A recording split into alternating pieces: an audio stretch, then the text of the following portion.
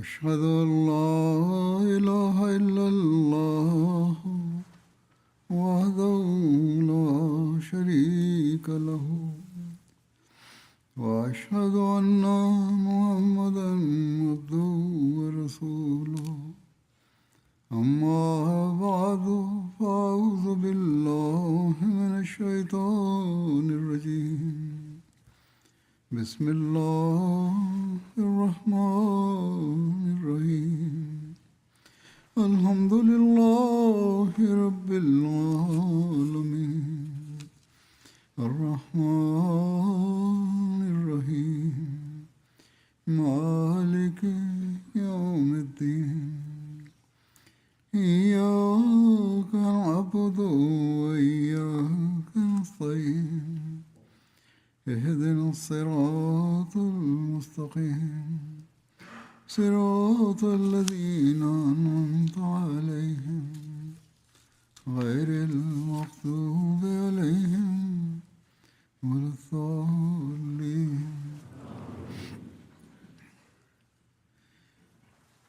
ഹദ്റത്ത് സല്ലല്ലാഹു അലൈഹി വസല്ലം ലോകത്ത് തൗഹീദ് സ്ഥാപിക്കുന്നതിനായി നബി തിരുമേനി സല്ലല്ലാഹു അലൈഹി വസല്ലമയ്ക്കുണ്ടായിരുന്ന വേദന, പരിശ്രമം, ധൈര്യം എന്നിവയെക്കുറിച്ചും ഷിർക്കിൻ്റെ എല്ലാ വശങ്ങൾക്കുമെതിരെ ഉറച്ച ശിലയെപ്പോലെ നിലകൊള്ളുന്നതിനെക്കുറിച്ചും ഓരോ ജനതയുടെയും ഷിർക്ക് ചിന്തകൾക്കും അധ്യാപനങ്ങൾക്കുമെതിരെ സത്യം പ്രസ്താവിക്കുന്നതിനെക്കുറിച്ചും നിങ്ങൾ മുമ്പ് വായിച്ചിട്ടുണ്ടാകും.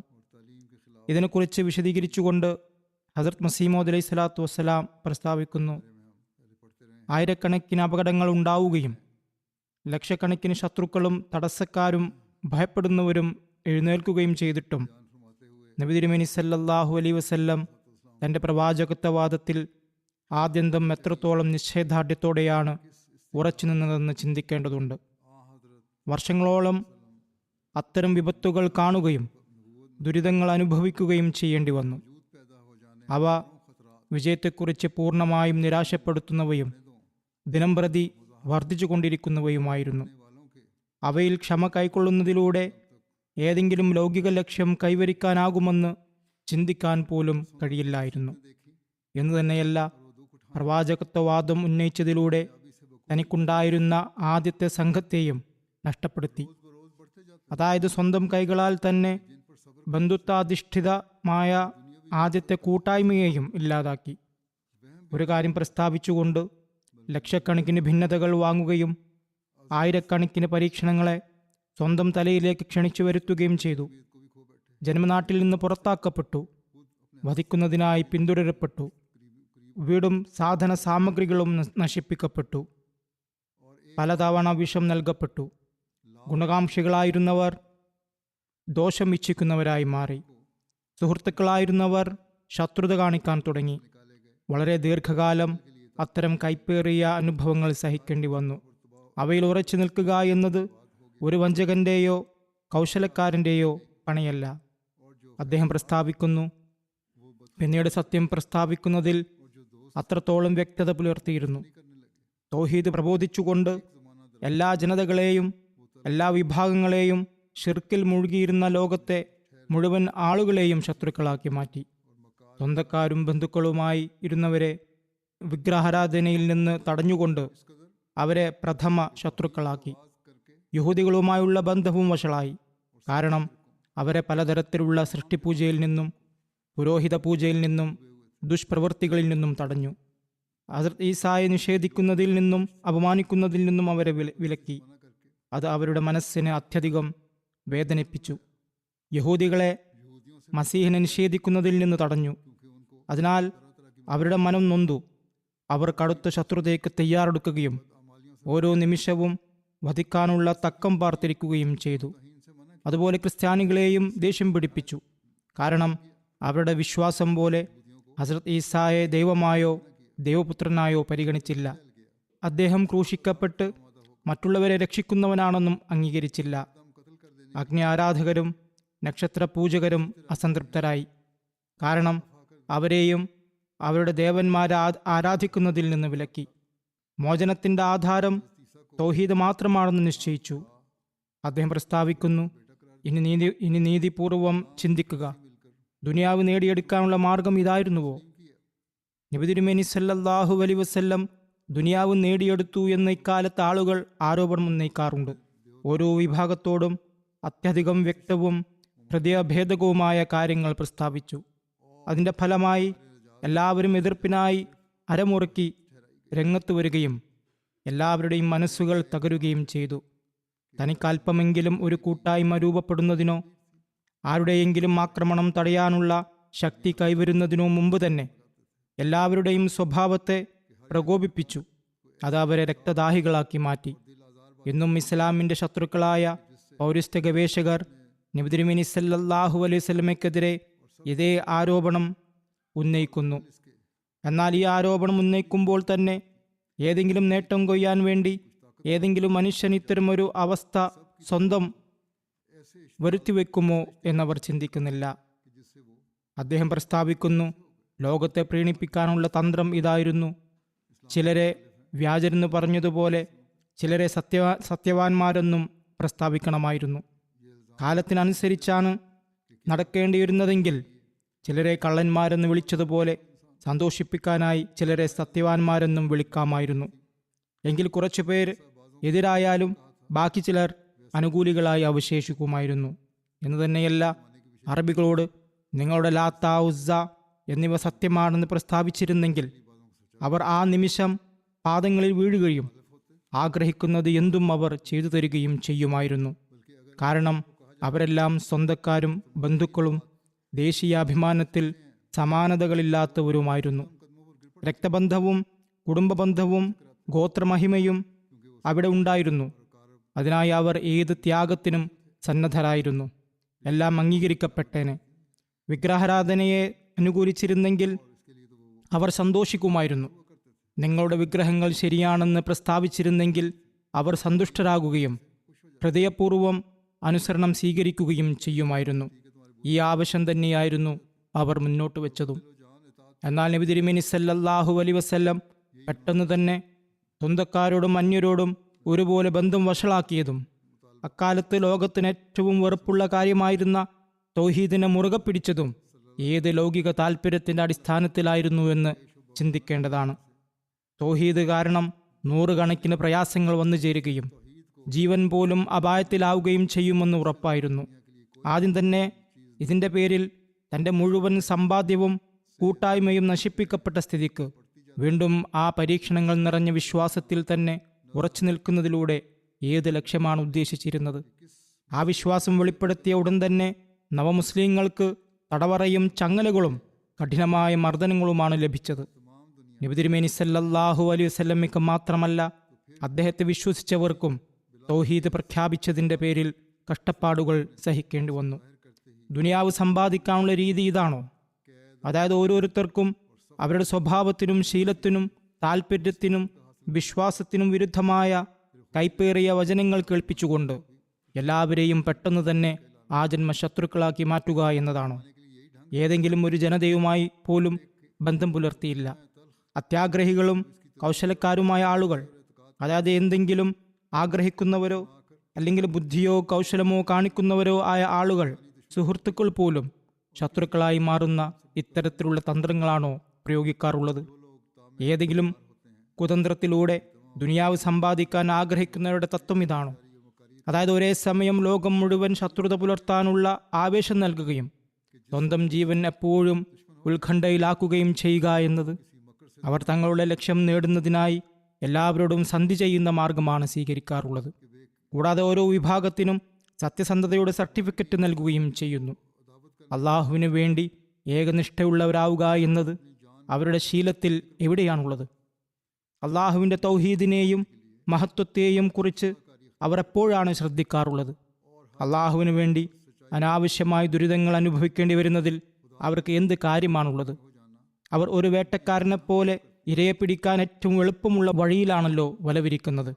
വഞ്ചനയിലൂടെ കീഴ്പ്പെടുത്താനാണെങ്കിൽ വേട്ടക്കാരനെ പോലെ വലവിരിക്കുകയും അധ്വാനം കുറഞ്ഞതും ദുനിയാവിൻ്റെ നേട്ടം കൂടുതലുള്ളതുമായ മാർഗമാണല്ലോ സ്വീകരിക്കുക. കാപഢ്യം അവരുടെ തൊഴിലും പ്രീണനം അവരുടെ സ്വഭാവവുമായിരിക്കും.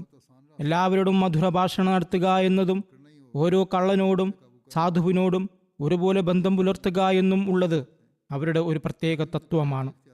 മുസ്ലിമിനോട് അല്ലാഹു അല്ലാഹു അല്ലാഹു എന്നും ഹിന്ദുക്കളോട് റാം റാം എന്നും പറയാൻ അവർ എപ്പോഴും തയ്യാറായിരിക്കും. ഓരോ സദസ്സിലും അതെ എന്ന് പറയുന്നവരോട് അതെ എന്നും അല്ല എന്ന് പറയുന്നവരോട് അല്ല എന്നും പറയും. സദസ്സ് എങ്ങനെയുള്ളതാണോ അതിനനുസരിച്ച് സ്വയം മാറിത്തീരും. അവർക്ക് അല്ലാഹുവുമായി എന്ത് ബന്ധമാണുള്ളത്, അവനോട് കൂറ് കാണിക്കുന്നതിൽ അവർക്ക് എന്ത് കാര്യമാണുള്ളത്, തങ്ങളുടെ സുഖപ്രദമായ ജീവിതത്തെ വെറുതെ അനാവശ്യമായ ദുഃഖങ്ങളിൽ കൊണ്ടുപോയി ഇടേണ്ട ആവശ്യം അവർക്കെന്താണ്? അവരുടെ ഗുരു അവർക്ക് ഒരു പാഠം മാത്രമാണ് പഠിപ്പിച്ചു കൊടുത്തിട്ടുള്ളത്. അതായത് ഓരോരുത്തരോടും നിന്റെ മാർഗം ഏതാണോ അത് തന്നെയാണ് നേരായതെന്നും നിന്റെ അഭിപ്രായം ഏതാണോ അത് തന്നെയാണ് ശരിയെന്നും നീ എന്ത് മനസ്സിലാക്കിയോ അത് തന്നെയാണ് ഉചിതമെന്നും പറയണം. ചുരുക്കത്തിൽ അവർക്ക് നേരും നെറുകേടും സത്യവും അസത്യവും നന്മയും തിന്മയും എന്നൊന്നുമുള്ള വ്യത്യാസമേ ഇല്ല. മറിച്ച് ആരിൽ നിന്ന് നേട്ടമുണ്ടാകുന്നോ അവരുടെ കണക്കിൽ ഭക്തനും സാധുവും ജെന്റിൽമാനുമായിരിക്കും. ആരുടെ പ്രശംസയിലൂടെ വയറാകുന്ന നരകം നിറയുമെന്ന് തോന്നുന്നുവോ അവനെ മുക്തി ലഭിക്കുന്നവനായും സ്വർഗത്തിന്റെ അവകാശിയായും നിത്യജീവിതത്തിന്റെ ഉടമയായും അവർ മാറ്റുന്നു. അവർക്ക് അയാൾ തന്നെയായിരിക്കുമെല്ലാം. എന്നാൽ ഹസ്രത്ത് ഖാത്തുമുൽ അംബിയ നബി തിരുമേനി സല്ലല്ലാഹു അലൈഹി വസല്ലമയുടെ സംഭവ വികാസങ്ങളിലേക്ക് കണ്ണോടിക്കുമ്പോൾ ഈ കാര്യം അത്യധികം വ്യക്തവും പ്രകടവും പ്രകാശമാനവുമാണ്. അതായത് നബി സല്ലല്ലാഹു അലൈഹി വസല്ലം തിരുമേനി ഉന്നത തലത്തിലുള്ള ഏകനിഷ്ഠയുള്ളവനും നിർമ്മല ഹൃദയനും അള്ളാഹുവിനു വേണ്ടി ജീവൻ സമർപ്പിക്കുന്നവനും സൃഷ്ടികളിൽ നിന്നുള്ള ഭയത്തിൽ നിന്നും പ്രതീക്ഷയിൽ നിന്നും പൂർണ്ണമായും മുഖം തിരിച്ചവനും കേവലം അള്ളാഹുവിൽ മാത്രം ഭരമേൽപ്പിക്കുന്നവനും ആയിരുന്നു. അള്ളാഹുവിൻ്റെ താല്പര്യത്തിലും ഇഷ്ടത്തിലും ലയിച്ച് ഇല്ലാതായിക്കൊണ്ട് തൗഹീദ് പ്രഘോഷണം ചെയ്യുന്നതിലൂടെ എന്ത് പരീക്ഷണങ്ങളാണ് തൻ്റെ തലയിൽ വന്നു ചേരുകയെന്നോ മുശ്രിക്കുകളുടെ കയ്യാൽ എന്തെല്ലാം ദുഃഖങ്ങളും വേദനകളും സഹിക്കേണ്ടി വരുമെന്നോ അദ്ദേഹം ഒട്ടും ഗൗനിച്ചില്ല. മറിച്ച് എല്ലാ കഠിനതകളും പ്രയാസങ്ങളും ബുദ്ധിമുട്ടുകളും സ്വയം സഹിച്ചുകൊണ്ട് തൻ്റെ നാഥൻ്റെ കൽപ്പന നടപ്പിലാക്കി. മുജാഹിദ അതായത് ആത്മസമരം, വാള്, ഉപദേശം എന്നിവയുടെ നിബന്ധനകൾ എന്തെല്ലാമാണോ അവയെല്ലാം പൂർത്തീകരിക്കുകയും ഭയപ്പെടുത്തുന്ന ഒന്നിനെയും ഒരു കാര്യമായി പരിഗണിക്കുകയുമില്ലായിരുന്നു. നാം സത്യം സത്യമായി പറയുന്നു, എല്ലാ നബിമാരുടെയും ചരിത്രങ്ങളിൽ ഇത്രത്തോളം അപകടങ്ങൾ നിറഞ്ഞ സാഹചര്യങ്ങളും എന്നിട്ടും അള്ളാഹുവിൽ ഇത്രയേറെ ഭരമേൽപ്പിച്ചുകൊണ്ട് പരസ്യമായി ഷിർക്കിനെയും സൃഷ്ടിപൂജയെയും തടയുന്നവനായും ഇത്രയധികം ശത്രുക്കൾ ഉണ്ടായിട്ടും ഇപ്രകാരം അചഞ്ചലനായും നിശ്ചയദാർഢ്യത്തോടെയും നിലകൊള്ളുന്ന ഒരാളെയും കാണാൻ സാധ്യമല്ല. അമ്പിയാക്കളുടെ ചരിത്രത്തിൽ നോക്കിയാലും ഇത്രത്തോളം നിശ്ചയദാർഢ്യം മറ്റെങ്ങും തെളിയിക്കപ്പെട്ടിട്ടില്ല. അതിനാൽ അല്പമെങ്കിലും സത്യസന്ധതയോടെ ചിന്തിക്കേണ്ടതുണ്ട്. ഈ സാഹചര്യങ്ങളെല്ലാം എങ്ങനെയാണ് നബി തിരുമേനി സല്ലല്ലാഹു അലൈഹി വസല്ലമയുടെ ആന്തരിക സത്യസന്ധതയിലേക്ക് തെളിവായിരിക്കുന്നത്? ഇതുകൂടാതെ വിവേകിയായ ഒരു മനുഷ്യൻ ഈ സാഹചര്യങ്ങളെക്കുറിച്ച് വീണ്ടും ചിന്തിക്കുകയാണെങ്കിൽ നബി തിരുമേനി സല്ലല്ലാഹു അലൈഹി വസല്ലം നിയോഗിക്കപ്പെട്ട കാലം യഥാർത്ഥത്തിൽ ഒരു വലിയ ഉന്നത ശീർഷനായ ദൈവിക പരിഷ്കർത്താവിനെയും വാനലോകത്തു നിന്നുള്ള മാർഗദർശിയെയും അത്യധികം ആവശ്യപ്പെട്ടിരുന്ന ഒരു കാലമായിരുന്നു എന്ന് കാണാം. നൽകപ്പെട്ട അധ്യാപനങ്ങളാകട്ടെ യഥാർത്ഥത്തിൽ സത്യമായതും അത്യന്താപേക്ഷിതവുമായ ഒന്നായിരുന്നു. കാലം എത്രത്തോളം വഷളായിരുന്നു! ആ സമയത്ത് ഒരു മാർഗദർശിയുടെയും ഒരു പരിഷ്കർത്താവിൻ്റെയും ഒരു നേതാവിൻ്റെയും ആവശ്യമുണ്ടായിരുന്നു. അപ്പോഴാണ് ആ കാലഘട്ടത്തിലേക്ക് നിബിധങ്ങൾ എത്തിയത്. കാലഘട്ടത്തിൻ്റെ എല്ലാ ആവശ്യങ്ങളെയും പൂർത്തീകരിക്കുന്ന ഒന്നായിരുന്നു ആ അധ്യാപനം. പിന്നീട് ആ അധ്യാപനം ലക്ഷക്കണക്കിന് ഹൃദയങ്ങളെ സത്യത്തിലേക്കും നേർവഴിയിലേക്കും ആകർഷിക്കുകയും ലക്ഷക്കണക്കിന് നെഞ്ചുകളിൽ ലാ ഇലാഹ ഇല്ലല്ലാഹ് എന്ന മുദ്ര പതിപ്പിക്കുകയും ചെയ്തുകൊണ്ട് അതിൻ്റെ സ്വാധീനം വെളിപ്പെടുത്തി. പ്രവാചകത്വത്തിൻ്റെ പരമലക്ഷ്യം, അതായത് മോക്ഷത്തിൻ്റെ അടിസ്ഥാനങ്ങൾ പഠിപ്പിക്കുക എന്നത് മറ്റേതൊരു പ്രവാചകന്റെ കയ്യാൽ ഏതെങ്കിലും കാലഘട്ടത്തിൽ കൈവന്നതിനേക്കാൾ പൂർണ്ണതയിലേക്ക് അദ്ദേഹം എത്തിച്ചു. ഈ സംഭവ വികാസങ്ങളിലേക്ക് കണ്ണോടിക്കുമ്പോൾ നബിതങ്ങൾ സല്ലല്ലാഹു അലൈഹി വസല്ലം തീർച്ചയായും അള്ളാഹുവിൻ്റെ പക്കൽ നിന്നുള്ള സത്യവാനായ മാർഗദർശിയാണെന്ന സാക്ഷ്യം ഹൃദയത്തിൽ നിന്ന് അറിയാതെ തന്നെ പുറത്തു വരും. പക്ഷപാതം കൊണ്ടും ഷാഠ്യം കൊണ്ടും നിഷേധിക്കുന്നവന്റെ രോഗത്തിന് മരുന്നില്ല. അവൻ അള്ളാഹുവിനെ പോലും നിഷേധിച്ചേക്കാം. അല്ലാത്ത പക്ഷം നബി സല്ലല്ലാഹു അലൈഹി വസല്ലം തിരുമേനിയിൽ പൂർണ്ണമായി സമ്മേളിച്ചിട്ടുള്ള ഈ സത്യസന്ധതയുടെ അടയാളങ്ങളിൽ ഒന്നെങ്കിലും മറ്റൊരു പ്രവാചകനിൽ ഉണ്ടെന്ന് തെളിയിക്കുക കാണിക്കട്ടെ, എങ്കിൽ നമുക്ക് സമ്മതിക്കാം. എന്നിട്ട് അദ്ദേഹം പ്രസ്താവിക്കുന്നു, മറ്റെല്ലാ പ്രവാചകന്മാരെയും ഗ്രന്ഥങ്ങളെയും നിഷേധിച്ചുകൊണ്ട് ഹിന്ദുക്കൾ വേദം മാത്രമാണ് എല്ലാം എന്ന് പാടിക്കൊണ്ടിരിക്കുന്നു. ക്രൈസ്തവർ എല്ലാ ദൈവിക പ്രബോധനങ്ങളും ബൈബിളിൽ അവസാനിച്ചു എന്ന് കരുതിയിരിക്കുന്നു.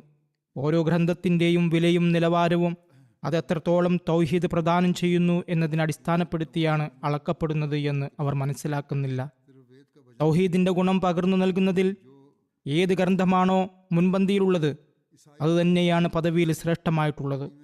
ഒരു ദൈവിക ഗ്രന്ഥത്തിൻ്റെ യഥാർത്ഥ ഗുണം എന്നത് അതിൽ തൗഹീദിന്റെ പാഠം എത്രത്തോളം അധികമുണ്ട് എന്നതാണ്. അള്ളാഹുവിൻ്റെ ഏകത്വത്തെ നിഷേധിക്കുന്ന ഒരാൾ എത്രത്തോളം സൽസ്വഭാവങ്ങൾ ഉള്ളവനായാലും അയാൾക്ക് മോക്ഷം ലഭിക്കില്ല എന്നതിൻ്റെ കാരണവും ഇതുതന്നെയാണ്. എല്ലാ സൽസ്വഭാവങ്ങളും അയാളിൽ സമ്മേളിച്ചിട്ടുണ്ടാകാം. എന്നാൽ തൗഹീദിനെ നിഷേധിക്കുന്നവനാണെങ്കിൽ അള്ളാഹുവിൻ്റെ അടുക്കൽ അയാൾ മോക്ഷം പ്രാപിച്ചവനല്ല. മോക്ഷത്തിൻ്റെ ആധാരമായ തൗഹീദ് ഏത് ഗ്രന്ഥം വഴിയാണ് ലോകത്ത് ഏറ്റവും കൂടുതൽ പ്രചരിച്ചതെന്ന് ഈ മാന്യന്മാർ ചിന്തിക്കേണ്ടതുണ്ട്. വേദം വഴി ഏത് നാട്ടിലാണ് ഏകദൈവ വിശ്വാസം പടർന്നതെന്ന് ആരെങ്കിലും ഒന്ന് പറഞ്ഞു തന്നാലും ബൈബിൾ വഴി തൗഹീദ് പ്രചരിപ്പിക്കപ്പെട്ട ഒരു നാടും കാണാൻ സാധ്യമല്ല എന്ന് തന്നെയല്ല, ബൈബിളിനെ വിശ്വസിക്കുന്നവർ ഏകദൈവ വിശ്വാസിയെ രക്ഷിക്കപ്പെട്ടവനായി പോലും കരുതുന്നില്ല. തൗഹീദിൽ വിശ്വസിക്കുന്നവരെ പാതിരിമാർ ഇരുളടഞ്ഞ നരകാഗ്നിയിലേക്കാണ് അയക്കുന്നത്.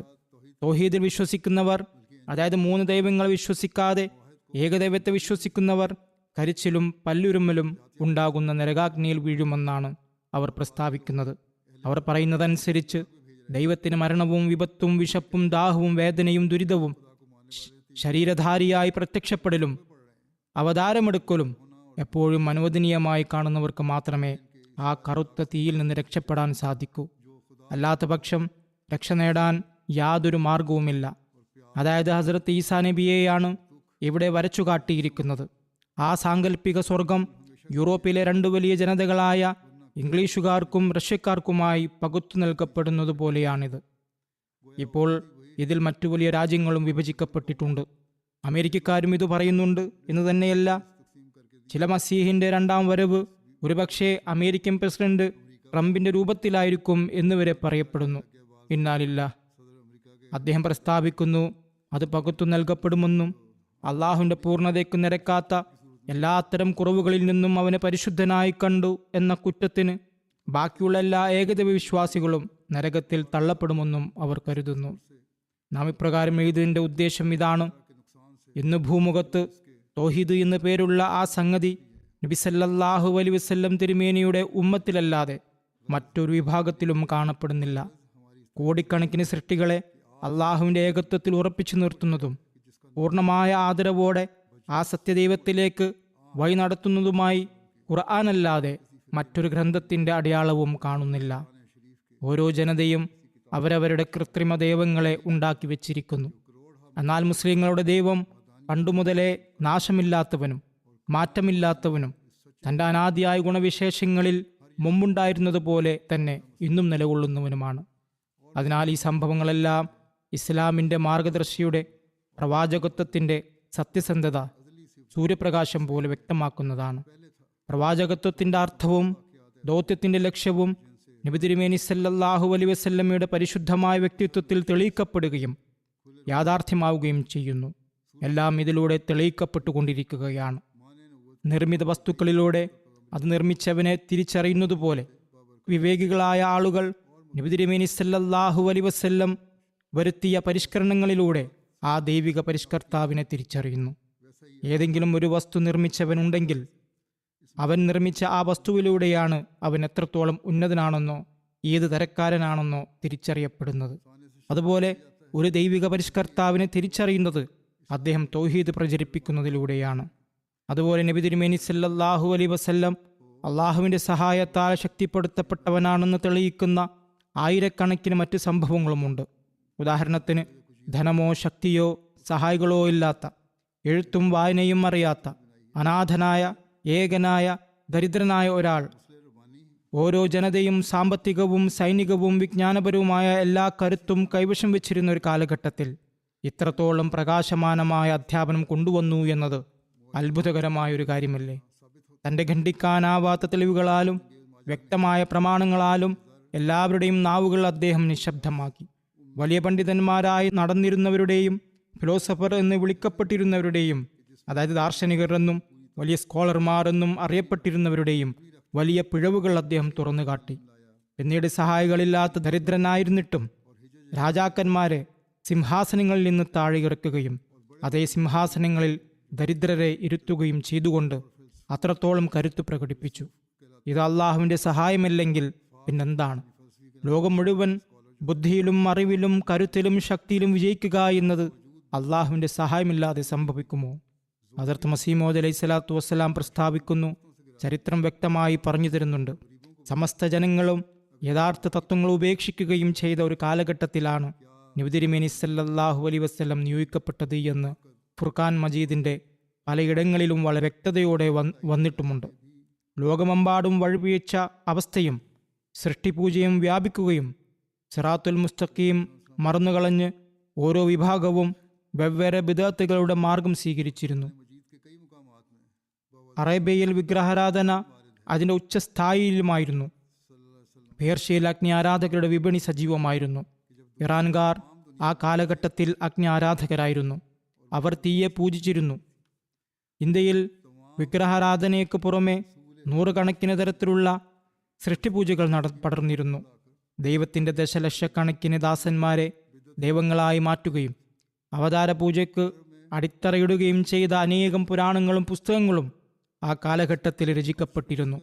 പാതിരി വേർഡിൻ്റെയും ഇവിടെ ജോൺ ഡാവൻപോർട്ടിൻ്റെയും പ്രസ്താവന പ്രകാരം അതായത് അന്നത്തെ കാലത്ത് ക്രൈസ്തവ മതത്തേക്കാൾ മോശമായ മറ്റൊരു മതവും ഉണ്ടായിരുന്നില്ല എന്ന് അദ്ദേഹം പറയുന്നു. ജോൺ ഡാവൻപോർട്ടും ഇത് രേഖപ്പെടുത്തിയിട്ടുണ്ട്. മറ്റു പലരും താങ്കളുടെ കാലഘട്ടത്തിൽ താങ്കളുടെ അറിവിൽ വന്ന കാര്യങ്ങൾ എഴുതിയിട്ടുണ്ട്. ക്രൈസ്തവ ചരിത്രകാരന്മാരായ ഇംഗ്ലീഷ് പണ്ഡിതന്മാർ എഴുതിയത് ക്രൈസ്തവ മതത്തോളം മോശമായ മറ്റൊരു മതവും ഉണ്ടായിരുന്നില്ല എന്നാണ്. പാതിരിമാരുടെ ദുർനടപ്പും ദുശ്ചിന്തകളും കാരണം മതപരമായ വശത്തിന് വലിയൊരു കളങ്കമേറ്റിരുന്നു. മസീഹിയത്ത് വിശ്വാസങ്ങളിൽ ഒന്നോ രണ്ടോ അല്ല, മറിച്ച് പല സംഗതികളും ദൈവത്തിൻ്റെ സ്ഥാനം കൈക്കലാക്കിയിരുന്നു. അതിനാൽ നബി തിരുമേനി സല്ലല്ലാഹു അലൈഹി വസല്ലം ഇത്തരമൊരു സർവ്വവ്യാപകമായി വഴിപിഴച്ച കാലത്ത് നിയോഗിക്കപ്പെടുക എന്നത്, അതായത് അന്നത്തെ നിലവിലുള്ള അവസ്ഥ തന്നെ ഒരു ഉന്നതനായ വൈദ്യനെയും പരിഷ്കർത്താവിനെയും ആഗ്രഹിച്ചിരുന്നതും ദൈവിക മാർഗനിർദ്ദേശത്തിന് അങ്ങേയറ്റം ആവശ്യകത ഉണ്ടായിരുന്നതുമായ സമയമായിരുന്നു. അക്കാലത്ത് ആഗതനായിക്കൊണ്ട് ഒരു ലോകത്തെ മുഴുവൻ തൗഹീദ് കൊണ്ടും സൽക്കർമ്മങ്ങൾ കൊണ്ടും പ്രകാശിപ്പിക്കുകയും എല്ലാ തിന്മകളുടെയും മാതാവായ ശിർക്കിനെയും സൃഷ്ടിപൂജയെയും വേരോടെ പിഴുതെറിയുകയും ചെയ്തത് നബി തിരുമേനി സല്ലല്ലാഹു അലൈഹി വസല്ലം അള്ളാഹുവിൻ്റെ സത്യസന്ധനായ റസൂലും എല്ലാ റസൂൽമാരിലും ശ്രേഷ്ഠനുമായിരുന്നു എന്നതിന് വ്യക്തമായ തെളിവാണ്. പ്രകൃതി നിയമം ഒരു സത്യസന്ധനായ മാർഗദർശിയെ ആവശ്യപ്പെട്ടിരുന്ന ആ വഴികേട് സർവ്വസാധാരണമായ കാലത്ത് അദ്ദേഹത്തിൻ്റെ സത്യസന്ധത ഇതിനാൽ തെളിയിക്കപ്പെട്ടിരിക്കുന്നു. അള്ളാഹുവിൻ്റെ ചര്യ ഒരു സത്യസന്ധനായ നേതാവിനെ ആവശ്യപ്പെടുകയായിരുന്നു. ജനങ്ങൾ വഷളാകുമ്പോൾ അള്ളാഹു തൻ്റെ ദൂതന്മാരെ അയക്കുന്നു എന്നത് അള്ളാഹുവിൻ്റെ ചര്യ തന്നെയാണ്.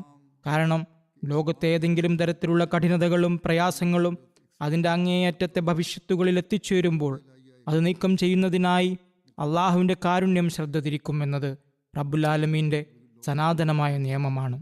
മഴ ലഭിക്കാത്തതിനാൽ അതിശക്തമായ ക്ഷാമമുണ്ടാവുകയും മഴ പെയ്യാതിരിക്കുകയും വറുതിയും വരൾച്ചയും അനുഭവപ്പെടുകയും ചെയ്യുമ്പോൾ, സൃഷ്ടികളുടെ കഥ കഴിയാൻ തുടങ്ങുകയും ആളുകൾ മരിക്കാൻ തുടങ്ങുകയും ചെയ്യുമ്പോൾ ഒടുവിൽ കാരുണ്യവാനായ ദൈവം മഴ വർഷിപ്പിക്കുന്നു.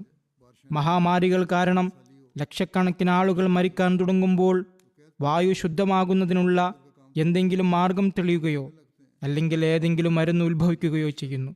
ഏതെങ്കിലും ഒരു ജനത ഒരു വഞ്ചകന്റെ കൈപ്പിടിയിൽ അകപ്പെടുമ്പോൾ ഒടുവിൽ നീതിമാനും ആവലാതി കേൾക്കുന്നവനുമായ ഒരാൾ ജന്മമെടുക്കുന്നു. അപ്രകാരം തന്നെ ജനങ്ങൾ അള്ളാഹുവിൻ്റെ മാർഗം മറന്നുപോവുകയും തൗഹീദും സൽപന്ഥാവും ഉപേക്ഷിക്കുകയും ചെയ്യുമ്പോൾ കടന്നുകൂടിയ അപാകതകൾ പരിഹരിക്കുന്നതിനായി അള്ളാഹു തൻ്റെ പക്കൽ നിന്നും ഒരു ദാസന് പൂർണ്ണമായ ഉൾക്കാഴ്ച നൽകി തൻ്റെ കലാം കൊണ്ടും ഇൽഹാം കൊണ്ടും ആദരിച്ച് മനുഷ്യവംശത്തിൻ്റെ മാർഗനിർദ്ദേശത്തിനായി അയക്കുന്നു. ഇതിലെ യഥാർത്ഥ വസ്തുത ഇതാണ്: ലോകത്തെ നിലനിർത്തുന്ന അയ്യൂമായ പരിപാലകൻ ആരുടെ പിന്തുണയാലും ആശ്രയത്താലുമാണോ ലോകത്തിൻ്റെ നിലനിൽപ്പും അസ്തിത്വവും ദൃഢമായിരിക്കുന്നത്, അവൻ തന്റെ അനുഗ്രഹങ്ങൾ വർഷിക്കുന്ന ഗുണവിശേഷത്തെ സൃഷ്ടികളിൽ നിന്ന് തടഞ്ഞുവെക്കുകയോ പ്രയോജനമില്ലാത്ത വിധം ഉപേക്ഷിക്കുകയോ ചെയ്യുന്നില്ല. മറിച്ച് അവന്റെ ഓരോ ഗുണവിശേഷവും അതതിൻ്റെ സന്ദർഭത്തിൽ ഉടനടി വെളിപ്പെടുന്നു. അതുകൊണ്ട് ബുദ്ധിപരമായ തീരുമാനപ്രകാരം ഏതൊരു വിപത്തിൻ്റെയും ആധിക്യം തകർക്കുന്നതിനായി അതിന് വിപരീതമായ അള്ളാഹുവിൻ്റെ ഗുണവിശേഷം വെളിപ്പെടുമെന്ന കാര്യം സുനിശ്ചിതമാണ്. ചരിത്രത്തിലൂടെയും ശത്രുക്കളുടെ തന്നെ സമ്മതത്തിലൂടെയും പ്രത്യേകിച്ച് ഫുർഖാൻ മജീദിൻ്റെ വ്യക്തമായ പ്രസ്താവനയിലൂടെയും നബി തിരുമേനി സല്ലല്ലാഹു അലൈഹി വസല്ലമയുടെ ആഗമന സമയത്ത് ഒരു വിപത്ത് പ്രബലമായിരുന്നു എന്ന് തെളിയിക്കപ്പെട്ടിട്ടുണ്ട്. അതായത് ലോകത്തിലെ എല്ലാ ജനതകളും തൗഹീദിൻ്റെയും ഇഖ്ലാസിൻ്റെയും സൽപന്ഥാവിൻ്റെയും നേരായ മാർഗം ഉപേക്ഷിച്ചിരുന്നു. കൂടാതെ നിലവിലുള്ള ആ നാശത്തെ പരിഷ്കരിച്ചവരും ലോകത്തെ മുഴുവൻ ഷിർക്കിൻ്റെയും സൃഷ്ടിപൂജയുടെയും അന്ധകാരങ്ങളിൽ നിന്ന് പുറത്തു കൊണ്ടുവന്ന് തൗഹീദിൽ ഉറപ്പിച്ചു നിർത്തിയവരും നബി തിരുമേനി സല്ലല്ലാഹു അലൈഹി വസല്ലം മാത്രമാണെന്നും മറ്റാരുമല്ലെന്നും എല്ലാവർക്കും അറിവുള്ളതാണ്. ഈ വസ്തുതകളിൽ നിന്നെല്ലാം നബി തിരുമേനി സല്ലല്ലാഹു അലൈഹി വസല്ലം അള്ളാഹുവിൻ്റെ പക്കൽ നിന്നുള്ള സത്യവാനായ മാർഗദർശിയാണെന്ന നിഗമനത്തിലാണ് എത്തിച്ചേരുന്നത്. അതുകൊണ്ട് ലോകത്ത് യഥാർത്ഥ രീതിയിൽ തൗഹീദ് സ്ഥാപിച്ചത് നബി തിരുമേനി സല്ലല്ലാഹു അലൈഹി വസല്ലം ആകുന്നു. കഴിഞ്ഞ ഖുതുബകളിൽ ഞാൻ ഇതിനെക്കുറിച്ചുള്ള നിരവധി സംഭവങ്ങളും ഉദ്ധരണികളും വിവരിച്ചിട്ടുണ്ട്. എപ്രകാരമാണ് അള്ളാഹുവിൻ്റെ ഏകത്വം സ്ഥാപിക്കുന്നതിനായി നബി തിരുമേനി സല്ലല്ലാഹു അലൈഹി വസല്ലം പ്രയത്നിച്ചത് എന്ന്. ഈ കാലഘട്ടത്തിൽ അള്ളാഹുവിൻ്റെ വാഗ്ദാനപ്രകാരം തൗഹീദ് പുനഃസ്ഥാപിക്കുന്നതിനായി അവിടുത്തെ സത്യസന്ധനായ അനുരാഗിയെ അള്ളാഹു നിയോഗിച്ചിരിക്കുന്നത് നാം കാണുന്നു. കാരണം വാഗ്ദത്ത മസീഹും മഹദിയുമായ ഹസ്രത്ത് മിർസാ ഗുലാം അഹമ്മദ് ഖാദിയാനി അലൈഹിസ്സലാം നബി തിരുമേനി സല്ലല്ലാഹു അലൈഹി വസല്ലമയുടെ അധ്യാപനങ്ങളുടെയും ചര്യകളുടെയും പ്രായോഗിക മാതൃകയായിരുന്നു. തൻ്റെ യജമാനനെ പിന്തുടർന്ന് അള്ളാഹുവിൻ്റെ ഏകത്വം പ്രചരിപ്പിക്കണമെന്ന അതിയായ ആഗ്രഹം ആ ഹൃദയത്തിൽ നിറഞ്ഞു നിന്നിരുന്നു. അദ്ദേഹത്തിൻ്റെ രചനകളിലും പ്രായോഗിക ജീവിതത്തിലും ഇതിന് ധാരാളം ഉദാഹരണങ്ങൾ നമുക്ക് കാണാം. അവയിൽ ചിലത് ഞാൻ വിവരിക്കാം. ഹസ്രത്ത് മസീമോദ് അലൈഹി സ്വലാത്തു വസ്സലാം പ്രസ്താവിക്കുന്നു, അള്ളാഹുവിന് എന്നോടുള്ള പെരുമാറ്റവും അതിശയിപ്പിക്കുന്നതാണ്. നീ എന്നിൽ നിന്ന് എൻ്റെ തൗഹീദിൻ്റെയും തഫ്രീദിൻ്റെയും സ്ഥാനത്താകുന്നു എന്ന നമുക്ക് ലഭിച്ച ഇൽഹാം തികച്ചും പുതിയൊരു ശൈലിയിലുള്ളതാണ്. ഇതിനു മുമ്പ് ഒരു ഇൽഹാമിലും ഇത്തരമൊരു വാചകം നാം കണ്ടിട്ടില്ല. ഇതിൻ്റെ അർത്ഥമായി ഞങ്ങൾക്ക് തോന്നുന്നത് ഇതാണ്: ലോകത്ത് അള്ളാഹുവിൻ്റെ ഏകത്വം അങ്ങേയറ്റം അവഹേളിക്കപ്പെടുകയും അത് തികഞ്ഞ അവജ്ഞയോടെ വീക്ഷിക്കപ്പെടുകയും ചെയ്യുന്ന ഒരു കാലഘട്ടത്തിൽ നിയോഗിക്കപ്പെടുന്ന വ്യക്തി തൗഹീദിന് തുല്യനാണ് എന്നാണ്. അത്തരം സന്ദർഭത്തിൽ വരുന്നയാൾ തൗഹീദിൻ്റെ മൂർത്തരൂപമായിരിക്കും.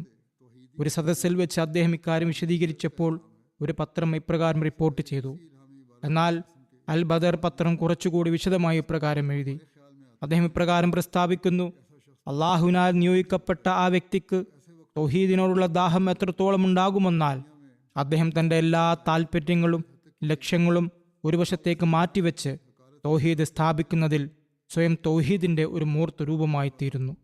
അദ്ദേഹത്തിൻ്റെ നിപ്പിലും നടപ്പിലും അനക്കമടക്കങ്ങളിലും ഓരോ വാക്കിലും പ്രവൃത്തിയിലും തൗഹീദിനോടുള്ള അനുരാഗം ജ്വലിച്ചു നിൽക്കുന്നു. അദ്ദേഹം പ്രസ്താവിച്ചു, ഓരോ മനുഷ്യനും തൻ്റേതായ ലക്ഷ്യങ്ങളും ഉദ്ദേശങ്ങളും നിശ്ചയിക്കാറുണ്ട്. എന്നാൽ അള്ളാഹുവിൻ്റെ സ്നേഹത്തിൽ മുഴുകിയ ആ വ്യക്തിയുടെ ലക്ഷ്യവും ആഗ്രഹവും അള്ളാഹുവിൻ്റെ തൗഹീദ് മാത്രമായിരിക്കും. അദ്ദേഹം അള്ളാഹുവിൻ്റെ തൗഹീദിനെ തൻ്റെ സ്വാഭാവിക വികാരങ്ങൾക്കും ലക്ഷ്യങ്ങൾക്കും ഉപരിയായി പ്രതിഷ്ഠിക്കുന്നു. തൻ്റെ എല്ലാ ആവശ്യങ്ങളെയും അദ്ദേഹം പിന്നിലേക്ക് മാറ്റുന്നു. അതുപോലെ ഓരോ വ്യക്തിക്കും തങ്ങളുടെ ലക്ഷ്യങ്ങളാകുന്ന ഓരോ വിഗ്രഹങ്ങളുണ്ടാകും. അതിലേക്ക് എത്തിച്ചേരാൻ അവർ ആഗ്രഹിക്കുന്നു. എന്നാൽ അതിലേക്ക് എത്തിക്കുകയോ അല്ലെങ്കിൽ അതിനു മുമ്പ് തന്നെ ആയുസ് അവസാനിക്കുകയോ ചെയ്യുക എന്നത് അള്ളാഹുവിൻ്റെ മാത്രം അധികാരത്തിലുള്ള കാര്യമാണ്.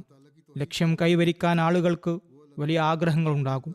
കച്ചവടക്കാർക്കും വ്യാപാരികൾക്കും ലൗകിക ലക്ഷ്യങ്ങൾ നേടാൻ ആഗ്രഹിക്കുന്നവർക്കും അവർ ഓരോ ടാർഗറ്റ് നിശ്ചയിച്ചിട്ടുണ്ടാകും. എന്നാൽ ഒന്നുകിൽ അള്ളാഹു അവരെ അതിലേക്ക് എത്തിക്കുന്നു, അല്ലെങ്കിൽ അതിനു മുമ്പ് തന്നെ അവരുടെ അന്ത്യം സംഭവിക്കുന്നു.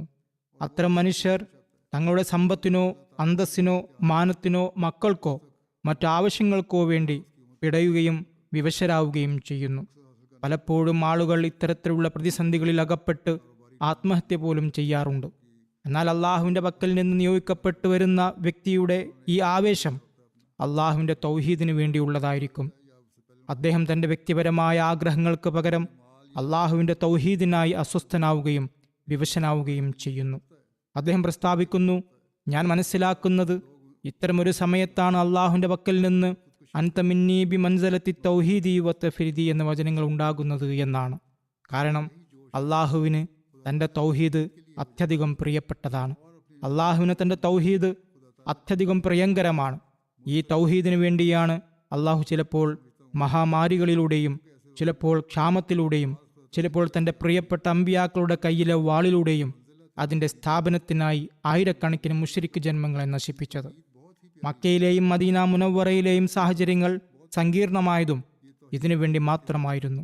ഹദ്റത്ത് മൂസ അലൈഹി സ്വലാമിൻ്റെ ഇടപാടും ഈ തൗഹീദിനു വേണ്ടി മാത്രമായിരുന്നു. ഹദ്റത്ത് മസീമോദ് അലൈഹി സ്വലാത്തു വസ്സലാം ഷിർക്കിനെക്കുറിച്ചും അതിൻ്റെ സൂക്ഷ്മമായ വശങ്ങളെക്കുറിച്ചും പരാമർശിച്ചുകൊണ്ട് പ്രസ്താവിക്കുന്നു, എല്ലാത്തരം ഷിർക്കുകളിൽ നിന്നും വിട്ടുനിൽക്കേണ്ടതുണ്ട്. സൂര്യനെയോ ചന്ദ്രനെയോ ആകാശത്തിലെ നക്ഷത്രങ്ങളെയോ കാറ്റിനെയോ തീയെയോ വെള്ളത്തെയോ ഭൂമിയിലെ മറ്റേതെങ്കിലും വസ്തുക്കളെയോ ആരാധിക്കരുത്. ലൗകിക മാർഗങ്ങൾക്ക് അവ അള്ളാഹുവിൻ്റെ പങ്കുകാരാണെന്ന വിധത്തിൽ അമിതമായ ആദരവ് നൽകുകയോ അവയിൽ ഭരമേൽപ്പിക്കുകയോ ചെയ്യരുത്. സ്വന്തം കഴിവിനെയും പരിശ്രമത്തെയും ഒരു വലിയ കാര്യമായി കരുതരുത്. ഇതും ഷിർക്കിൻ്റെ ഇനങ്ങളിൽപ്പെട്ട ഒന്നാണ്. മറിച്ച് എല്ലാം ചെയ്തു കഴിഞ്ഞാലും ഞങ്ങളൊന്നും ചെയ്തിട്ടില്ല എന്ന് കരുതണം. സ്വന്തം അറിവിൽ അഹങ്കരിക്കുകയോ സ്വന്തം പ്രവൃത്തിയിൽ അഭിമാനിക്കുകയോ ചെയ്യരുത്. പകരം സ്വന്തം യാഥാർത്ഥ്യത്തിൽ അറിവില്ലാത്തവനായും മടിയനായും കണക്കാക്കി അള്ളാഹുവിൻ്റെ സന്നിധിയിൽ എപ്പോഴും വിനീതനായിരിക്കണം. എല്ലാം ചെയ്തു കഴിഞ്ഞാലും അള്ളാഹുവിൻ്റെ മുമ്പിൽ കുനിയുക. അള്ളാഹുവേ, നിന്റെ അനുഗ്രഹം കൊണ്ട് മാത്രമേ എല്ലാം സംഭവിക്കൂ എന്നും എല്ലാ ഫലങ്ങളും ഉണ്ടാകൂ എന്നും കരുതുക. മനുഷ്യൻ്റെ അറിവ് ഏതെങ്കിലും ഒരു ഗുരുവിൻ്റെ സഹായം ആവശ്യപ്പെടുന്നതാണ്. കൂടാതെ അത് പരിമിതവുമാണ്. ആരെയെങ്കിലും പഠിപ്പിക്കാൻ ആവശ്യമാണ് മനുഷ്യൻ്റെ അറിവിന്. എങ്കിലും അത് ലിമിറ്റഡാണ്, പരിമിതമാണ്. എന്നാൽ അവൻ്റെ അറിവ്, അതായത് അള്ളാഹുവിൻ്റെ അറിവ്, ഒരു ഗുരുവിൻ്റെയും സഹായം ആവശ്യമില്ലാത്തതാണ്. അതിൽ യാതൊരു പരിധിയുമില്ല. മനുഷ്യൻ്റെ കേൾവിശക്തി വായുവിനെ ആശ്രയിച്ചിട്ടുള്ളതാണ്. അത് പരിമിതവുമാണ്. മനുഷ്യൻ്റെ കേൾക്കാനുള്ള ശക്തിക്ക് വായു ആവശ്യമാണ്. എങ്കിലും പരിമിതമായ അളവിൽ മാത്രമേ കേൾക്കാൻ സാധിക്കൂ. എന്നാൽ അള്ളാഹുവിൻ്റെ കേൾവിശക്തി അവൻ്റെ സ്വയസിദ്ധമായ കരുത്താലുള്ളതാണ്. അത് പരിമിതമല്ല. മനുഷ്യൻ്റെ കാഴ്ചശക്തി സൂര്യനെയോ മറ്റേതെങ്കിലും പ്രകാശത്തെയോ ആശ്രയിച്ചിട്ടുള്ളതാണ്. അതും പരിമിതമാണ്. എന്നാൽ അള്ളാഹുവിൻ്റെ കാഴ്ചശക്തി അവൻ്റെ സ്വയസിദ്ധമായ പ്രകാശത്താലുള്ളതാണ്. അത് അപരിമിതവുമാണ്. അപ്രകാരം തന്നെ മനുഷ്യൻ്റെ സൃഷ്ടിക്കാനുള്ള കഴിവ് ഏതെങ്കിലും പദാർത്ഥത്തെ ആശ്രയിച്ചിട്ടുള്ളതാണ്. കൂടാതെ സമയവും ആവശ്യമാണ്. അതും പരിമിതമാണ്. എന്നാൽ അള്ളാഹുവിൻ്റെ സൃഷ്ടിക്കാനുള്ള കഴിവ് ഒരു പദാർത്ഥത്തെയോ സമയത്തെയോ ആശ്രയിച്ചിട്ടുള്ളതല്ല. അത് അപരിമിതവുമാണ്. കാരണം അവൻ്റെ എല്ലാ ഗുണവിശേഷങ്ങളും തുല്യതയില്ലാത്തതാണ്. അവന് തുല്യനായി ആരുമില്ലാത്തതുപോലെ അവൻ്റെ ഗുണവിശേഷങ്ങൾക്കും തുല്യതയില്ല. ഒരു സിഫത്ത് അഥവാ ഗുണവിശേഷത്തിൽ അവൻ അപൂർണനാണെങ്കിൽ എല്ലാ ഗുണവിശേഷങ്ങളിലും അവൻ അപൂർണനായിരിക്കും. അതിനാൽ തൻ്റെ സത്തയെപ്പോലെ തന്നെ തൻ്റെ എല്ലാ ഗുണവിശേഷങ്ങളിലും അവൻ തുല്യതയില്ലാത്തവനാകാത്തിടത്തോളം അവൻ്റെ തൗഹീദ് സ്ഥാപിക്കപ്പെടുകയില്ല. ഇതാണ് ഖുർആൻ പഠിപ്പിച്ചു തന്ന തൗഹീദ്. ഇതാണ് ഈമാനിൻ്റെ ആധാരം. ഇന്നത്തെ കാലത്തെ സ്വാധീനം കാരണം ചിലപ്പോൾ കുട്ടികളും ഇത്തരം ചോദ്യങ്ങൾ ഉന്നയിക്കാറുണ്ട്. അള്ളാഹുവിനെ ആരാണ് പടച്ചത്? അള്ളാഹു എവിടെ നിന്ന് വന്നു എന്നിങ്ങനെ അവർ ചോദിക്കാറുണ്ട്. മുതിർന്നവർ പറഞ്ഞു കൊടുക്കുന്നതോ അല്ലെങ്കിൽ സ്വന്തം നിലയിൽ അവരുടെ ചിന്തയിൽ വരുന്നതോ ആകാം ഈ ചോദ്യങ്ങൾ. എന്നാൽ അള്ളാഹുവിൻ്റെ ഗുണവിശേഷങ്ങൾ അപ്രകാരമാണ്. അവൻ എന്നെന്നും ഉള്ളവനാണ്, എന്നും നിലനിൽക്കുന്നവനുമാണ്. അവൻ അനാദ്യനും അനന്തനുമാണ്. അതുകൊണ്ട് തന്നെ അവനെല്ലാവരെയും പടച്ചവനാണ്. അവനെ ആരും പടച്ചിട്ടില്ല. സ്വയം നിലനിൽക്കുന്ന ഒന്നാമത്തെയും അവസാനത്തെയും ശക്തി എന്ന സങ്കല്പം അള്ളാഹു മാത്രമാണ്. ഹസ്രത്ത് മസീമോദ് അലൈഹി സ്വലാത്തു വസ്സലാം അരുളിയിരിക്കുന്നു, ഓർക്കുക, അള്ളാഹു നമ്മിൽ നിന്ന് ആഗ്രഹിക്കുന്നതും നമ്മുടെ മോക്ഷം ഏതിലാണോ അടങ്ങിയിരിക്കുന്നത് അതും ആയ യഥാർത്ഥ തൗഹീദ് എന്നത് ഇതാണ്. അള്ളാഹുവിൻ്റെ സത്തയിൽ വിഗ്രഹങ്ങളോ മനുഷ്യനോ സൂര്യനോ ചന്ദ്രനോ സ്വന്തം ഇച്ഛകളാവട്ടെ തൻ്റെ തന്ത്രങ്ങളോ വഞ്ചനകളോ ആകട്ടെ, ഇതിനെയൊന്നും അള്ളാഹുവിന് പങ്കാളിയാക്കാതെ അവനെ പരിശുദ്ധനായി കാണുക. അള്ളാഹുവിനെതിരായി മറ്റൊരു സർവശക്തിനെയോ മറ്റൊരു ഉപജീവനം നൽകുന്നവനെയോ മറ്റൊരു അഭിമാനമോ അപമാനമോ നൽകുന്നവനെയോ കരുതരുത്. മറ്റാരെയും സഹായിയോ തുണയോ ആയി കാണരുത്. രണ്ടാമതായി തൻ്റെ സ്നേഹവും ആരാധനയും വിനയവും പ്രതീക്ഷകളും ഭയവും അള്ളാഹുവിൽ മാത്രം പരിമിതപ്പെടുത്തുക. ഈ 3 കാര്യങ്ങളില്ലാതെ തൗഹീദ് പൂർണ്ണമാവുകയില്ല. സത്തയിലുള്ള തൗഹീദ് ഒന്ന് സത്തയിലുള്ള തൗഹീദ്, അതായത് അള്ളാഹുവിൻ്റെ അസ്തിത്വത്തിന് മുന്നിൽ ബാക്കിയുള്ള എല്ലാത്തിനെയും ഇല്ലാത്തതായി കരുതുക, എല്ലാം നശിച്ചു പോകുന്നവയാണെന്നും പൂർണ്ണതയില്ലാത്തവയാണെന്നും വിശ്വസിക്കുക. 2 ഗുണവിശേഷങ്ങളിലുള്ള തൗഹീദ്, രക്ഷിതാവ് എന്ന പദവിയും ആരാധനക്കർഹൻ എന്ന പദവിയും അള്ളാഹുവിനല്ലാതെ മറ്റാർക്കും നൽകരുത്. പുറമെ നോക്കുമ്പോൾ ഉപകാരം നൽകുന്നവരായി കാണപ്പെടുന്ന വസ്തുക്കൾ യഥാർത്ഥത്തിൽ അള്ളാഹു നിശ്ചയിച്ചിട്ടുള്ള ഒരു സംവിധാനം മാത്രമാണെന്ന് ഉറച്ചു വിശ്വസിക്കുക. അത് അമേരിക്കയോ ഇസ്രായേലോ ലോകത്തെ മറ്റേതെങ്കിലും വൻ ശക്തികളോ അല്ല, മറിച്ച് അള്ളാഹുവിൻ്റെ ശക്തി മാത്രമാണ്. മുസ്ലിങ്ങളെ യാഥാർത്ഥ്യം തിരിച്ചറിഞ്ഞാൽ നിശ്ചയമായും അവർക്ക് വിജയിക്കാം. 3 സ്നേഹത്തിലും ആത്മാർത്ഥതയിലുമുള്ള തൗഹീദ്, അതായത് സ്നേഹം പോലെയുള്ള ആരാധനയുടെ അടയാളങ്ങളിൽ മറ്റാരെയും അള്ളാഹുവിന് പങ്കുകാരനാക്കാതെ അവനിൽ ലയിച്ചു ചേരുക. അള്ളാഹുവിനോട് എപ്രകാരമാണോ സ്നേഹം വേണ്ടത് അപ്രകാരം മറ്റാരോടും ഉണ്ടാകാൻ പാടില്ല. പിന്നീട് ആ മഹാത്മാവ് പ്രസ്താവിക്കുന്നു, ഇപ്പോൾ ഈ കാലഘട്ടത്തിൽ ഭൂമി വഷളായതായും കോടിക്കണക്കിന് സൃഷ്ടികൾ ഷിർക്കിന്റെ മാർഗം സ്വീകരിച്ചതായും മറിയമിന്റെ മകനായ ഒരു നിസ്സഹായ മനുഷ്യനെ ദൈവമാക്കുന്ന 40 കോടിയിലധികം ആളുകൾ ലോകത്ത് ജനിച്ചതായും അള്ളാഹു കണ്ടപ്പോൾ ഈ കാലഘട്ടത്തിൽ ക്രിസ്ത്യാനികളുടെ എണ്ണം 40 കോടിയായിരുന്നു.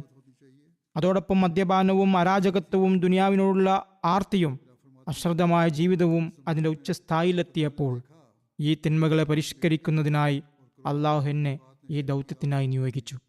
അതിനാൽ ഇതുവരെ എൻ്റെ കൈകളാൽ 100,000-ഓളം മനുഷ്യർ തിന്മയിൽ നിന്നും തെറ്റായ വിശ്വാസങ്ങളിൽ നിന്നും ദുഷ്പ്രവൃത്തികളിൽ നിന്നും തോബ ചെയ്തു കഴിഞ്ഞു.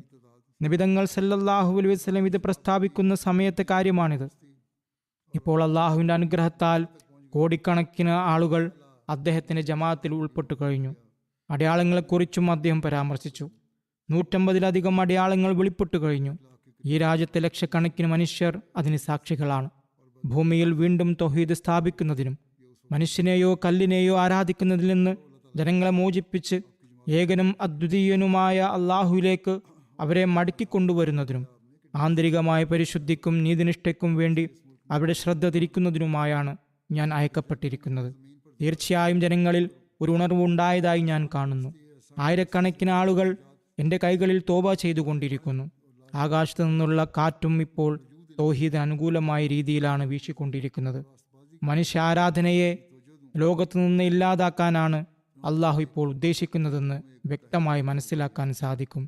ഈ ഉദ്ദേശം പൂർത്തീകരിക്കുന്നതിനായി 100 കണക്കിന് കാരണങ്ങൾ സൃഷ്ടിക്കപ്പെട്ടിട്ടുണ്ട്. അള്ളാഹു അവ നമുക്കും നൽകിയിട്ടുണ്ട്. അതിലൂടെ നമ്മൾ തബ്ലീഗ് നിർവഹിക്കുന്നു. തൗഹീദ് പ്രചരിപ്പിക്കുന്നതിനായി പരിശ്രമിക്കുക എന്നത് ഓരോ അഹ്മദിയുടെയും കടമയാണ്. നബി തിരുമേനി സല്ലല്ലാഹു അലൈഹി വസല്ലം പ്രസ്താവിക്കുന്നു, വിഗ്രഹാരാധനയുടെ നിർവചനം എന്താണെന്നും ഏതൊരു കാര്യമാണ് ജനങ്ങളെ വിഗ്രഹാരാധകനാക്കുന്നത് എന്നും നമ്മോട് ചോദിക്കപ്പെടുന്നിടത്തോളം ഈ കാര്യങ്ങൾ നാം വിശദീകരിക്കേണ്ടത് അനിവാര്യമാണ്. അറിയുക, ആരാധന എന്നത് വിശ്വാസങ്ങളുടെ ഫലമാണ്. സത്യവിശ്വാസികളുടെ വിശ്വാസം എന്നത് ദൈവം ഏകനാണ് എന്നതാണ്. അള്ളാഹു ജല്ലഷാന അള്ളാഹുവിൻ്റെ ഗുണവിശേഷങ്ങളെന്നു നിലനിൽക്കുന്നവയാണ്. അതായത് അവൻ്റെ ഗുണങ്ങളിൽ മാറ്റമോ പരിണാമമോ ഇല്ല. യാതൊരു മാറ്റവും ഉണ്ടാകാൻ കഴിയില്ല. യാതൊരു പരിണാമവും സാധ്യമല്ല. അവന് തുടക്കവുമില്ല ഒടുക്കവുമില്ല. സത്യവും യാഥാർത്ഥവുമായ ദൈവം അനശ്വരനും അനാദിയുമാണ്. അവൻ സൃഷ്ടിക്കപ്പെട്ടവനല്ല, അതായത് ഒരു രീതിയിലും ജനിച്ചവനല്ല. മുമ്പ് ഞാൻ പറഞ്ഞതുപോലെ ചിലരുടെ ചോദ്യങ്ങൾക്കുള്ള മറുപടി ഇതിലുണ്ട്. സത്യവും യഥാർത്ഥവുമായ ദൈവം അനശ്വരനും അനാദിയുമാണ്. അവൻ ഒരു സൃഷ്ടിയല്ല, ജനിച്ചവനല്ല, അവൻ ജാതനല്ല. നമ്മുടെ ഹൃദയം വെറുക്കുന്ന അത്തരം ഗുണങ്ങളിൽ നിന്നെല്ലാം അവൻ ഉന്നതനാണ്. അവൻ്റെ ഗുണവിശേഷങ്ങൾ നമ്മുടെ ഹൃദയം അംഗീകരിക്കുന്നതാണ്. നമ്മുടെ ഹൃദയം അവൻ്റെ ഗുണങ്ങളുമായി ഇണങ്ങിച്ചേർന്നതാണ്. അവൻ അനാദികാലം മുതൽ ഏകനാണ്. അവൻ്റെ ഏകത്വത്തെ നിഷേധിക്കുന്ന ഏത് ഹൃദയമാണുള്ളത്? അനന്തകാലത്തോളം അവൻ ഏകനാണ്. അവൻ്റെ ത്രിത്വം അംഗീകരിക്കുന്ന ഏത് ഹൃദയമാണുള്ളത്? 3 ദൈവങ്ങൾ ഉണ്ടെന്നുള്ളത് ക്രൈസ്തവരുടെ അധ്യാപനമാണ്. തൽസ്വഭാവമുള്ള ഒരാൾക്കും ത്രിത്വമുണ്ടെന്ന് അംഗീകരിക്കാൻ കഴിയില്ല. നിബിതങ്ങൾ പ്രസ്താവിക്കുന്നു, ത്രിത്വത്തിൻ്റെ ദോഷങ്ങളെ പരിഷ്കരിക്കാനാണ് ഞാൻ അയക്കപ്പെട്ടിരിക്കുന്നത്. അതുകൊണ്ട് തന്നെ ക്രൈസ്തവതയിൽ ഉണ്ടായിട്ടുള്ള തിന്മകളെ പരിഷ്കരിക്കാനാണ് ഞാൻ അയക്കപ്പെട്ടിരിക്കുന്നത്. ഹസ്രത്ത് ഈസാ അലൈഹിസ്സലാമിനെ ദൈവമായി കരുതുന്ന 40 കോടിയിലധികം ആളുകൾ ലോകത്തുണ്ടെന്ന ഈ വേദനാജനകമായ കാഴ്ച എൻ്റെ ഹൃദയത്തിൽ എത്രമാത്രം ആഘാതമുണ്ടാക്കുന്നുവെന്നാൽ എൻ്റെ ജീവിതത്തിൽ ഇതിലും വലിയൊരു ദുഃഖം കടന്നു പോയിട്ടുണ്ടാകുമെന്ന് എനിക്ക് കരുതാൻ വഴിയില്ല. മറിച്ച് ഉത്കണ്ഠയും ദുഃഖവും കൊണ്ട് മരിക്കാൻ സാധിക്കുമായിരുന്നെങ്കിൽ എന്തുകൊണ്ട് ഈ ആളുകൾ ഏകനും അദ്വിതീയനുമായ ദൈവത്തെ ഉപേക്ഷിച്ച് ഒരു നിസ്സഹായ മനുഷ്യനെ ആരാധിക്കുന്നു എന്നതും, എന്തുകൊണ്ട് ഈ ആളുകൾ സത്യമാർഗവും നേർവഴിയുമായി ലോകത്ത് വന്ന പ്രവാചകനിൽ, അതായത് നബി തിരുമേനി സല്ലല്ലാഹു അലൈഹി വസല്ലമിൽ വിശ്വസിക്കുന്നില്ല എന്നുമുള്ള ഈ ദുഃഖം എന്നെ നശിപ്പിക്കുമായിരുന്നു. ഈ ദുഃഖത്തിൻ്റെ ആഘാതത്താൽ ഞാൻ നശിച്ചു പോകുമോ എന്ന് ഓരോ നിമിഷവും ഞാൻ ഭയപ്പെട്ടിരുന്നു. അദ്ദേഹം പ്രസ്താവിക്കുന്നു, ഒരു നിസ്സഹായ മനുഷ്യനെ ദൈവമാക്കുന്ന ഈ കള്ളപ്രചാരണം കാരണം ആകാശങ്ങൾ പൊട്ടിപ്പിളരാൻ തുടങ്ങിയിരിക്കുന്നു എന്ന് ഖുർആനിൽ അല്ലാഹു പ്രസ്താവിച്ചിട്ടുണ്ട്. ഈ വേദനയാൽ എൻ്റെ അവസ്ഥ ഇതാണ്. മറ്റുള്ളവർ സ്വർഗം ആഗ്രഹിക്കുന്നുവെങ്കിൽ എൻ്റെ സ്വർഗം എന്നത് എൻ്റെ ജീവിതകാലത്ത് ഈ ഷിർക്കിൽ നിന്ന് മനുഷ്യർ മോചനം നേടുന്നതും ദൈവത്തിൻ്റെ മഹിമ വെളിപ്പെടുന്നതും കാണുക എന്നതാണ്. എൻ്റെ ആത്മാവ് എപ്പോഴും പ്രാർത്ഥിക്കുന്നു, എൻ്റെ ദൈവമേ, ഞാൻ നിന്റെ പക്ഷത്തു നിന്നുള്ളവനാണെങ്കിൽ, നിന്റെ അനുഗ്രഹത്തിൻ്റെ തണൽ എന്നോടൊപ്പമുണ്ടെങ്കിൽ, ഈസാ മസീഹ് അലൈഹി സ്വലാമിന് മേൽ ചുമത്തപ്പെട്ട അദ്ദേഹം ദൈവത്വം വാദിച്ചു എന്ന നൗദുബില്ലാ വ്യാജാരോപണം നീക്കം ചെയ്യപ്പെടുന്ന ആ ദിവസം എനിക്ക് കാണിച്ചു തരണമേ. ഒരു കാലഘട്ടം കടന്നു പോയിരിക്കുന്നു. എൻ്റെ 5 നേരത്തെ പ്രാർത്ഥനകളും ഇത് തന്നെയാണ്. അള്ളാഹു ഈ ആളുകൾക്ക് ഉൾക്കാഴ്ച നൽകുമാറാകട്ടെ. അവർ അവൻ്റെ ഏകത്വത്തിൽ വിശ്വസിക്കട്ടെ, അവൻ്റെ റസൂലിനെ തിരിച്ചറിയട്ടെ, തൃത്വവിശ്വാസത്തിൽ നിന്ന് തോബ ചെയ്യട്ടെ. ക്രൈസ്തവത പ്രായോഗികമായി ഇല്ലാതായിക്കൊണ്ടിരിക്കുകയാണ്. തൃത്വമെന്ന സിദ്ധാന്തം കേവലം ഗ്രന്ഥങ്ങളിലെ സിദ്ധാന്തം മാത്രമായി അവശേഷിച്ചിരിക്കുകയാണ്. യൂറോപ്പിൽ പ്രത്യേകിച്ച് അത് പ്രാവർത്തികമാക്കുന്നവർ വളരെ കുറവാണ്. ആഫ്രിക്കയിലും സൗത്ത് അമേരിക്കയിലും ഇപ്പോഴുമുണ്ട്. എന്നാൽ തൃത്വസിദ്ധാന്തം ഉപേക്ഷിക്കുന്നവർ പോലും ഏകനായ ദൈവത്തെ അംഗീകരിക്കുന്നില്ല. അതിനാൽ തൗഹീദിൽ ഉറപ്പിച്ചു നിർത്തുന്നതിനായി ഈ സന്ദേശം എത്തിക്കാൻ നമ്മളാൽ കഴിയുന്നത്ര പരിശ്രമിക്കേണ്ടതുണ്ട്. ഏതൊരു ലക്ഷ്യം പൂർത്തീകരിക്കാനാണോ അള്ളാഹു നബി തിരുമേനി സല്ലല്ലാഹു അലൈഹി വസല്ലമയെ അയച്ചത്, ഏതൊരു തൗഹീദിന്റെ അധ്യാപനമാണോ നബി തിരുമേനി സല്ലല്ലാഹു അലൈഹി വസല്ലം പ്രഖ്യാപിച്ചത്, ആ യഥാർത്ഥ തൗഹീദ് ജീവിതത്തിൽ പകർത്തുന്നവരും അത് ലോകത്ത് പ്രചരിപ്പിക്കുന്നവരുമായിരിക്കാൻ അള്ളാഹു നമ്മെ അനുഗ്രഹിക്കുമാറാകട്ടെ. കാരണം ഇനി മനുഷ്യകുലത്തിന്റെ നിലനിൽപ്പിന് ഇതാണ് ഏക പോംവഴി. ഇതല്ലാതെ മറ്റൊരു പോംവഴിയില്ല. അള്ളാഹു നമുക്ക് ഇതിനുള്ള തൗഫീക്ക് നൽകുമാറാകട്ടെ. നമസ്കാരത്തിന് ശേഷം ഞാൻ 2 ജനാസ ഗായിബിനെ നമസ്കരിപ്പിക്കുന്നതാണ്. ഒന്ന് സിയാൽകോട് ജില്ലയിലെ മുൻ അമീറായിരുന്ന ഖാജ സഫർ അഹമ്മദ് സാഹിബിൻ്റെതാണ്. കുറച്ചു കാലമായി അദ്ദേഹം അമേരിക്കയിലായിരുന്നു. കഴിഞ്ഞ ദിവസങ്ങളിൽ 99-ാം വയസ്സിൽ അദ്ദേഹം വഫാത്തായി. ഇന്നാ ലില്ലാഹി വ ഇന്നാ ഇലൈഹി റാജിഊൻ. പരേതൻ മുസിയായിരുന്നു. അദ്ദേഹത്തിൻ്റെ മകൾ ഇഫ്താഹായി പറയുന്നു, കുട്ടിക്കാലം മുതൽക്കേ അദ്ദേഹത്തിൻ്റെ ജീവിതം ജമാഅത്ത് സേവനത്തിൽ ആത്മാർത്ഥതയോടും വിനയത്തോടും പൂർണ്ണമായ സമർപ്പണത്തോടും കൂടി ചെലവഴിക്കുന്നത് ഞങ്ങൾ കണ്ടിട്ടുണ്ട്. ഖിലാഫത്തിനോടുള്ള അദ്ദേഹത്തിൻ്റെ ആഴത്തിലുള്ള ബന്ധം അദ്ദേഹത്തിൻ്റെ വ്യക്തിത്വത്തിൻ്റെ സവിശേഷമായ അടയാളമായിരുന്നു.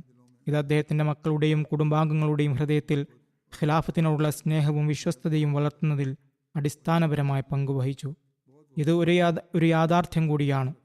അദ്ദേഹം അതീവ വിശ്വസ്തനും ആത്മാർത്ഥതയുള്ളവനും ജമാഅത്ത് വ്യവസ്ഥയോട് കൂറുള്ളവനുമായിരുന്നു. യൗവനം മുതൽ മരണം വരെ സേവനത്തിന് അദ്ദേഹത്തിന് തൗഫീഖ് ലഭിച്ചു. ഖുദാമുൽ അഹമ്മദിയായിൽ ഖായിദായും ജില്ലാ ഖായിദായും പ്രാദേശിക അമീറായും ജില്ലാ അമീറായും സേവനമനുഷ്ഠിക്കാൻ അദ്ദേഹത്തിന് അവസരം ലഭിച്ചു. ഹസ്രത്ത് മസീഹ് മൗഊദ് അലൈഹി സ്വലാത്തു വസ്സലാമിൻ്റെ അതിഥികളെ സേവിക്കുന്നതിൽ അദ്ദേഹത്തിന് വലിയ താല്പര്യമായിരുന്നു.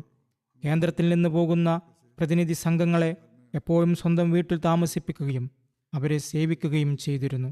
വളരെ സന്തോഷത്തോടും ഉന്മേഷത്തോടും കൂടി അദ്ദേഹം അതിഥി സൽക്കാരം നിർവഹിച്ചിരുന്നു. ഈ സേവനം ചെയ്യുമ്പോൾ അദ്ദേഹത്തിൻ്റെ മുഖത്ത് ഒരു പ്രത്യേക സമാധാനം കാണാമായിരുന്നു. ഒരു ഭാരവാഹിയെക്കുറിച്ചും അനുചിതമായ കാര്യങ്ങൾ അദ്ദേഹം പറയാറില്ലായിരുന്നു. അത്തരം കാര്യങ്ങൾ കേൾക്കാൻ അദ്ദേഹം ഇഷ്ടപ്പെട്ടതുമില്ല.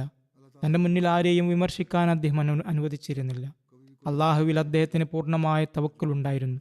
ജമാഅത്ത് സേവനത്തിലാകട്ടെ വ്യക്തിജീവിതത്തിലാകട്ടെ എന്തെങ്കിലും പരീക്ഷണങ്ങൾ ഉണ്ടായാൽ എപ്പോഴും പൂർണ്ണ ശ്രദ്ധ പ്രാർത്ഥനയിലായിരുന്നു.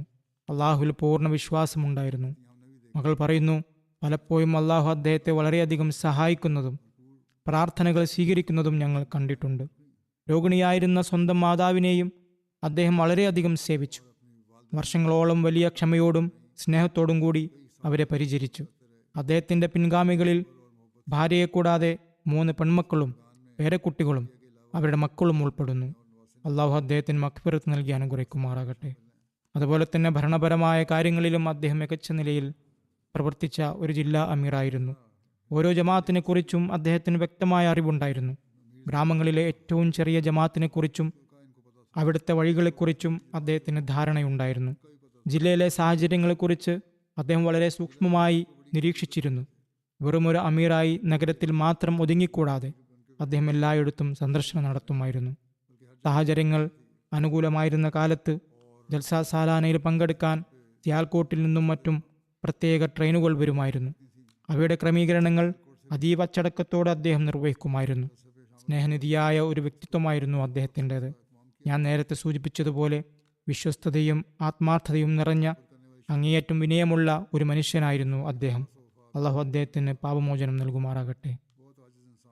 രണ്ടാമതായി പരാമർശിക്കുന്നത് ബുർക്കിന ഫസോയിലെ തദ്ദേശീയ അഹമ്മദിയായ എദരിസ അലിദു സാഹിബിനെ കുറിച്ചാണ്. അദ്ദേഹം സൈന്യത്തിൽ സേവനമനുഷ്ഠിക്കുകയായിരുന്നു. നിലവിൽ അയോഗ്യ എന്ന ഗ്രാമത്തിൽ ഡ്യൂട്ടിയിലായിരുന്നു.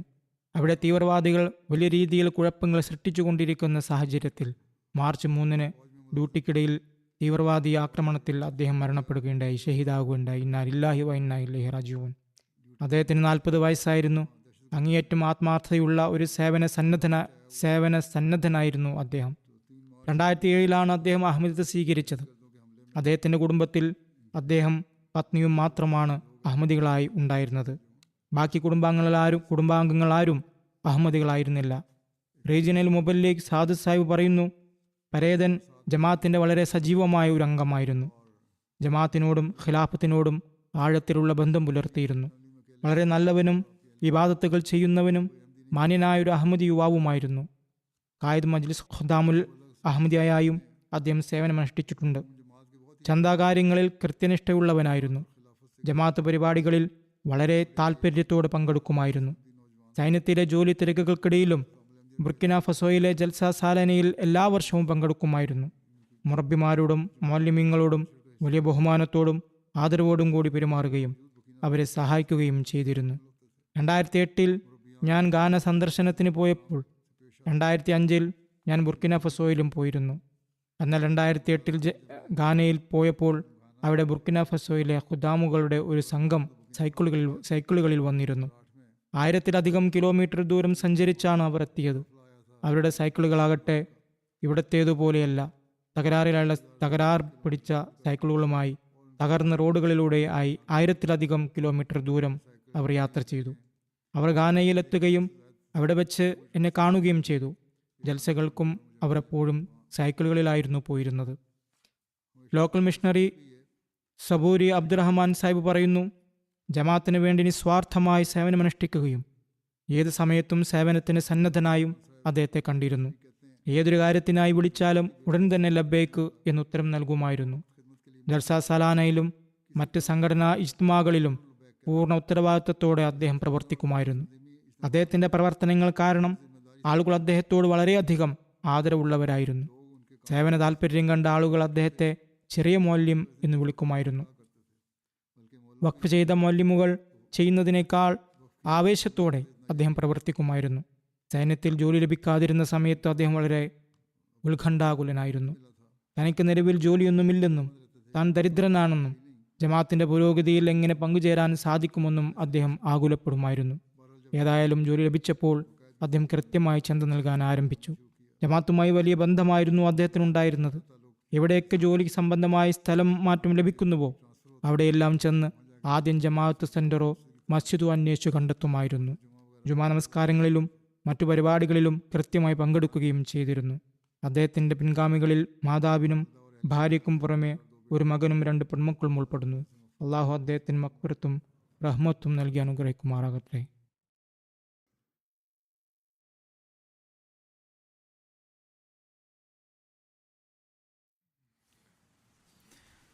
الحمد لله نحمده ونستعينه ونستغفره ونؤمن به ونتوكل عليه ونعوذ بالله من شرور أنفسنا ومن سيئات أعمالنا من يهده الله فلا مضل له ومن يضلل فلا هادي له ونشهد أن لا إله إلا الله ونشهد أن محمدا عبده ورسوله عباد الله رحمكم الله إن الله يأمر بالعدل والإحسان وإيتاء ذي القربى وينهى عن الفحشاء والمنكر والبغي يعظكم لعلكم تذكرون اذكروا الله يذكركم وادعوه يستجب لكم ولذكر الله أكبر